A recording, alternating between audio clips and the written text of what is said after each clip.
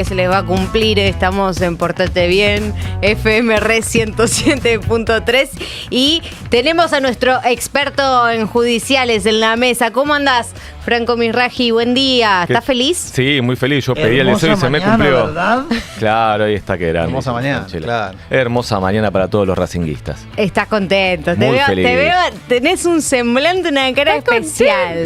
Claro que sí, cómo no. Por supuesto, con poco sueño. Mucho? Sí, grité mucho. Desperté a la beba cuando grité el gol, por supuesto, hizo un quilombo bárbaro. Pero sí.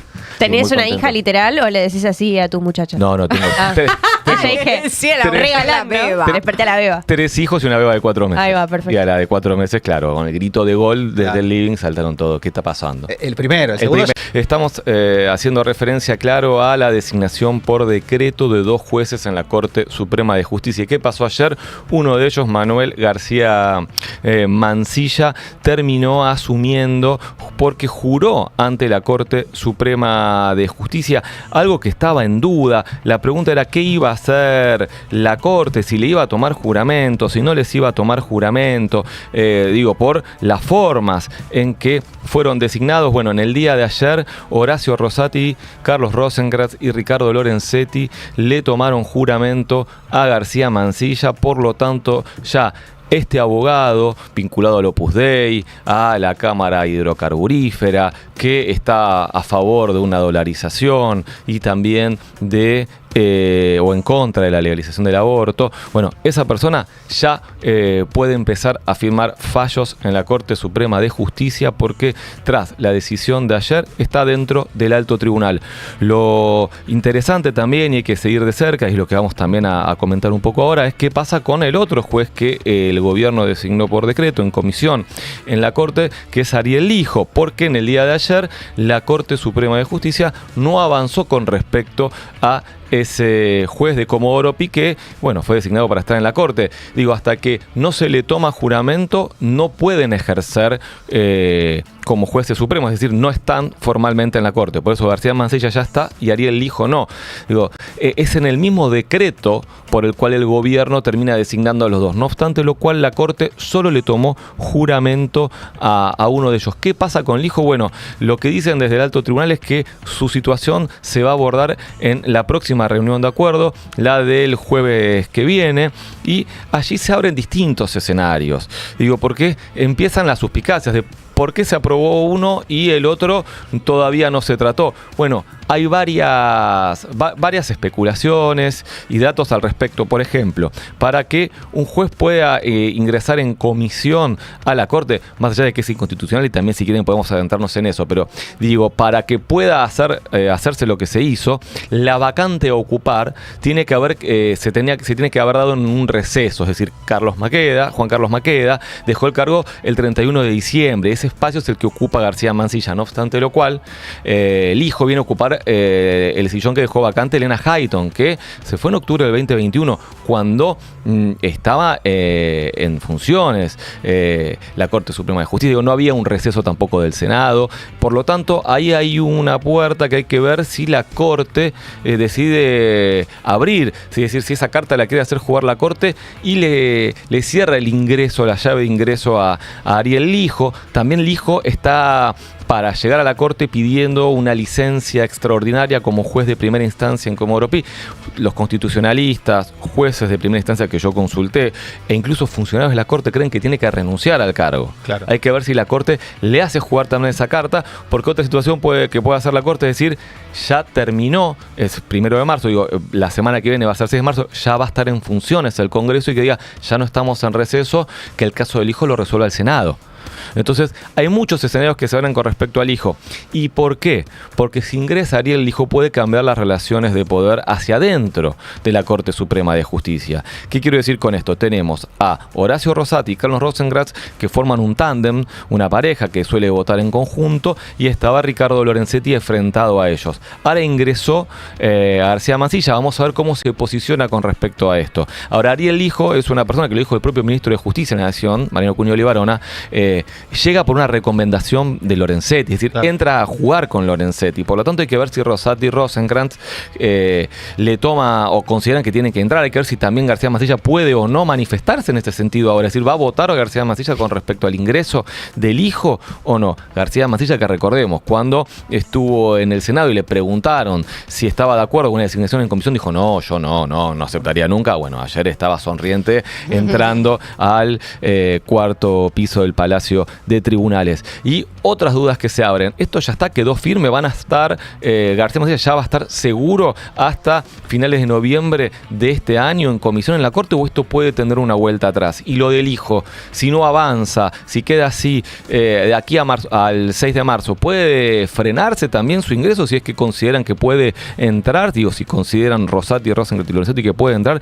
Bueno, también, ¿cuáles son los escenarios? Por un lado, hay varias presentaciones judiciales. La más fuerte es la que está en la Justicia Federal de La Plata, a cargo ahora del juez Alejo Ramos Padilla, porque había caído en el juzgado de Alberto Recondo, fue recusado, se corrió ese juez, y es Alejo Ramos Padilla el que va a tener que decidir un planteo de CEPIS que hicieron los Lovelli, Mariano Lovelli, y que apunta centralmente a una cautelar para impedir esta asunción y pide la inconstitucionalidad del decreto. Claro. Si Ramos Padilla considera que el decreto de designación en comisión es inconstitucional, se caen las dos designaciones. ¿Aún habiendo jurado ya? Aún habiendo jurado ya. Es más, estuve consultando, a ver, los constitucionalistas que preguntan me dicen, esto es inédito, pero claro, bueno, viendo el escenario, digo, la pregunta central mía era que la Corte le haya tomado juramento, ¿implica que está avalando los decretos? Y dicen, no, es un acto protocolar. Podría, no obstante, haber actuado de oficio y decir, mira, no lo podemos tomar por esto y aquello, pero no se expidió sobre el decreto en sí si es inconstitucional o no. Claro. Por lo tanto, si llega a haber una resolución judicial en primera instancia por el planteo que acabo de mencionar, va a haber un caso. Y ahí, si el juez dice esto es inconstitucional, bueno, habrá apelaciones y esto escalará a la Corte y después veremos qué hacen incluso los propios jueces, intervienen, si se tienen que excusar o no, porque son parte justamente del proceso. Así que entramos en ese escenario. Y también, no solo lo judicial, que es, diría yo, hoy donde están las mayores esperanzas de aquellos de quienes cuestionan estas designaciones, pero el Congreso también tiene la posibilidad de hacer algo. A ver, ¿qué definió el gobierno? La designación por decreto, pero que a la par se trate en el Senado los pliegos de estos dos candidatos para que entren de manera normal, porque por ahora están designados por un año. O sea, básicamente están a prueba, digamos. No existe. De hecho, están a tiro de decreto, porque ¿qué pasa? Si se cumple este año sin que sean designados, vuelve el Ejecutivo, si quisiera, de vuelta designarlos de la misma manera. Y la pregunta es, ¿cómo va a fallar este juez cuando tenga casos del gobierno? Digo, si sabe que depende, y de hecho estamos hablando de una persona, García Mansilla, que estaba en contra de la designación por decreto y entró, es decir, que demuestra que tiene muchas ganas de estar ahí adentro, ¿no? Sí, de hecho, ayer lo veíamos un poco, la propia AmCham, la Cámara de Empresas Norteamericanas en la Argentina, ponía una especie de marca en el aire diciendo, che, ojo, porque esto es peligroso en términos de legitimidad hacia adelante, ¿no? Porque es que es increíble, de hecho, por eso sorprendió a muchos. A ver, la jura de García Mansilla fue escondida, se secreto, algo que es público, se hizo a escondidas, rápido, en secreto. Digo, cuestionaron esto desde el CELS hasta la AmCham y el Colegio Público de Abogados de la calle. O sea, no resiste. Porque estaban todos cuestionando la forma de ingreso de estos magistrados, este método de designación. Ahora, yendo al Congreso, tenemos los pliegos. Bueno, si se rechazan los pliegos, ¿cae la designación en comisión que se hizo por decreto? No. Pero hay una forma de hacerla caer, que es lo que se está debatiendo en el Congreso. Algunos dicen, no, esto no se puede correr de ninguna manera porque es un decreto simple, no es un DNU, por lo tanto el Congreso no tiene nada que hacer. Y otros sostienen que sí se puede hacer a partir de una resolución que se apruebe por mayoría en el Senado y en diputados, y que con eso se podría hacer caer la designación en comisión. Y es algo que están trabajando el radicalismo y Unión por la Patria. Vamos a ver qué pasa, porque como va a haber muchas bibliotecas. No, pero además hay bibliotecas de un lado y del otro, bueno, por lo tanto va a haber mucho debate en torno a eso. El camino más directo para que esto pueda llegar a caerse está en la presentación que se hizo para que se declare inconstitucional el decreto. Ahí sí se declara inconstitucional y hay muchos elementos para hacerlo. Digo, uno puede escuchar al constitucionalista Andrés Gil Domínguez, a Gustavo Ferreira, al propio Roberto Gargarella también. Digo, escucha y digo, Gil Domínguez y Gargarella no se lo puede, ni peronistas, ni kirchneristas, ni nada. Digo, hay un montón de elementos para definir que esto es inconstitucional. Hay que ver si un juez decide hacer esto en contra de los que serían sus superiores, entre comillas, también, ¿no? Y pregunto, digamos, en términos de injerencia en esa decisión, ¿no sumaría que el Congreso se pronuncie, independientemente de que no caiga el decreto, ¿no? Digo, pero si vos tenés, no sé, los 2 pliegos tratados en el Senado y rechazados por los 2/3 que corresponden, más allá de que en términos prácticos siga vigente, cualquier juez que analice el caso y dice, che, pará, el Congreso se manifestó en contra de los 2 pliegos y aún así el gobierno decidió avanzar, ¿no daría un poco más de...? Le daría volumen, pero además pasa algo inédito, que es la deslegitimación de esos jueces cuando tengan que firmar un fallo.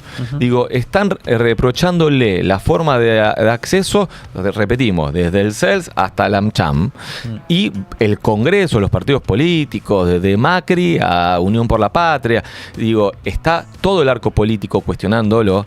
La verdad que la deslegitimación es absoluta, entonces hay que ver también qué peso tiene cuando fallan. Y ya lo digo, en el momento que ponga el gancho, al menos García Mansilla, que ya está dentro, por lo menos mientras el decreto esté firme, digo, se le va a hacer una presentación y se le va a, o se lo va a recusar o se le va a decir, yo ese voto, eso es nulo, digamos. Yo cuestiono su designación, usted no puede estar fallando en este caso por la forma en que accedió. Eso yo creo que va a pasar en cada caso en el que intervenga a partir de la semana que viene García Mansilla, porque repito, ya está dentro García Mansilla hasta que surja algo, si es que surge, que lo cuestione. Así que este es el estado de situación en el máximo tribunal del país. Estamos hablando de la cabeza del Poder Judicial. ¿Sí?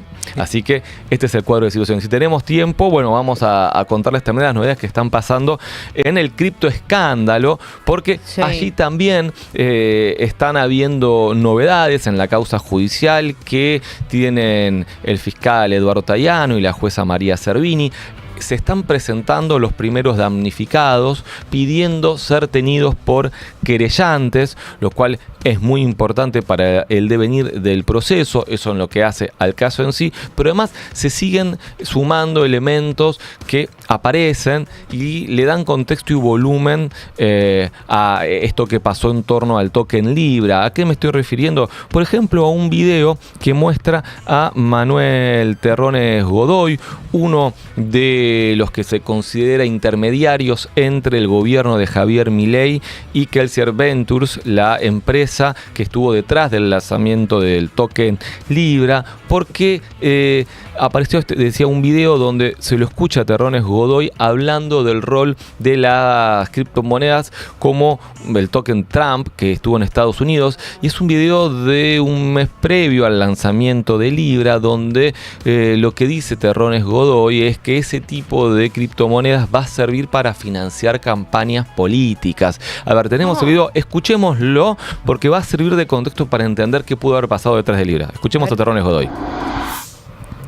Que va a ser agresivo, en que se puede hacer de todo en el mundo cripto. El mensaje es brutal y no va a ser el único presidente y no va a ser el único político que tenga su token. Porque lo que a Trump le permitió esto es tener todo el poder de fuego para financiar partidos políticos e influencia. Con esto puede poner senadores, diputados, gobernadores, puede lanzarse en la... No él, porque ya no puede por la Constitución de Estados Unidos, pero su hijo o quien venga tiene capital para lanzarse en la presidencial de dentro de 4 años. Esto lo va a replicar mucha gente en el momento adecuado, de la forma adecuada, pero van a ver que empieza a ser una tendencia. Lo que se evita es la necesidad que hay en la política de robarle al Estado para hacer política. Los políticos roban al Estado para hacer política. Eso es lo que hacen. Con esto no hace falta. Y hasta es más transparente. El que me soporta lo compra. Bueno, recién le estábamos escuchando a Terrones Godoy. Digo, es uno de los acusados junto a Javier Milei y su hermana Karina Milei en el caso Libra. Está imputado en la justicia, en Comodoro Pi. Es una de las personas que ingresaba con Mauricio Novelli a ver a Karina Milei. Estuvo en la Casa Rosada en una de las reuniones con Hayden Davis, el CEO de Kelsier Ventures, repito, la empresa que lanza la criptomoneda. Y aquí lo que estamos escuchando es un video de enero de este año, cuando sale el token Trump, y un mes antes del lanzamiento de Libra. Digo, repito, porque es muy fuerte lo que dice y una vez que esto fue difundido por Ignacio Grimaldi, periodista de La Nación, y difundido también por especialistas del mundo cripto que se hicieron eco de lo que dice Terrones Godoy para darle contexto a Libra. Digo, che, atención, me parece que la razón de Libra pudo haber sido esta. Dijo Terrones Godoy, de vuelta, lo repito, que Trump no va a ser el único presidente ni el único político que tenga su token. Un mes después, Milei Sale apoya Libra. exactamente con el apoyo explícito de Javier Milei. ¿Qué dice Terrones Godoy? De vuelta, uno de los creadores, ¿no? De los que está atrás de esta idea de Libra. Dice Terrones Godoy que a Trump esto le permitió tener todo el poder de fuego para financiar partidos políticos e influencia. Y dice, con esto puede tener senadores, diputados, gobernadores. Su hijo, quien venga, tiene capital para lanzarse en la presidencial dentro de 4 años. Esto lo va a replicar mucha gente. Va a ser la tendencia.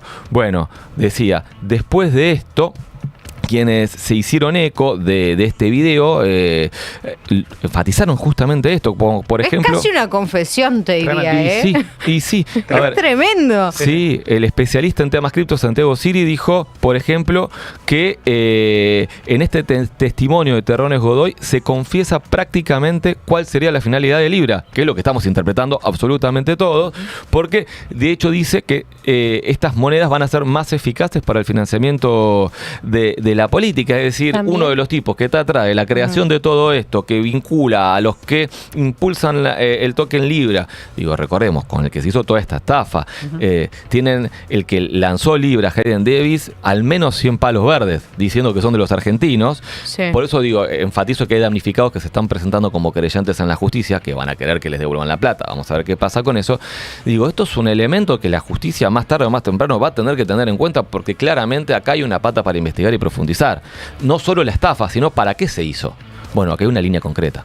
Y aparte es un compendio, siempre fuera Libertad Avanza, un compendio de gente que compró su puesto de manera abierta. Entonces digo, es hasta lógico, te digo, que este sea el mecanismo y el destino de la plata. Así que clarísimo. Me mata la última frase, creo que una de las últimas, que dice como, no te va a robar el Estado, te la va a vamos a robar robar nosotros. directamente. No va a hacer falta. Claro, es estos tremendo. políticos que se van a financiar, pero con estas criptomonedas. No, es tremendo. Gracias, Franco. Un placer. Clarísimo todo lo que traes. Franco Misraji pasó por el aire de Pórtate Bien. Martín Epstein. Economía. En